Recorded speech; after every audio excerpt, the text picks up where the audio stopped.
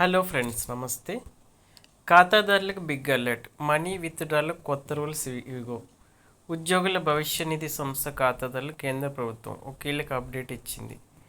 ఈపీఎఫ్ఓలో ఎప్పటికప్పుడు కీలక మార్పులు చేస్తున్న కేంద్రం తాజాగా పీఎఫ్ ఖాతా నుంచి అడ్వాన్స్ మనీ విత్డ్రా చేసుకునే నిబంధనలు కొత్త రూల్స్ తీసుకొచ్చింది. వివిధ అవసరాల నిమిత్తం పీఎఫ్ డబ్బులు డ్రా చేసుకునే వారికి ఈ నిబంధనలు ఎంతగానో ఉపయోగపడుతుంది. పీఎఫ్ ఖాతాదారులు తమ అవసరాల కోసం అడ్వాన్స్ అమౌంట్ తీసుకునే పరిమితులను ఈపీఎఫ్ఓ స్పష్టం చేసింది. ఈ కొత్త రూల్స్ ప్రకారం అనారోగ్యాల కారణాలతో అయితే ఖాతాదారులు అవసరాన్ని బట్టి ఎన్నిసార్లైనా తమ పీఎఫ్ డబ్బును విత్డ్రా చేసుకోవచ్చు. అలాగే పిల్లల ఉన్నత చదువుల కోసం గరిష్టంగా 10 సార్లు, వివాహ అవసరాల కోసం 5 సార్లు పీఎఫ్ నగదును తీసుకునే సదుపాయం కల్పించింది.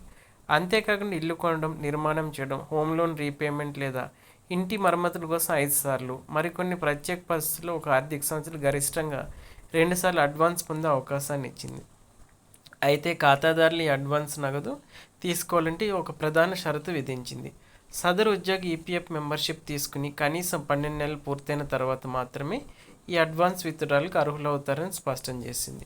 ఈ అర్హతలున్న ఖాతాదారులు తమ పీఎఫ్ ఖాతాలో ఉన్న మొత్తం అమౌంట్లు గరిష్టంగా 70% వరకు విత్డ్రా చేసుకునే వెసులుబాటు ఉందని ప్రభుత్వం ఈ సందర్భంగా వెల్లడించింది.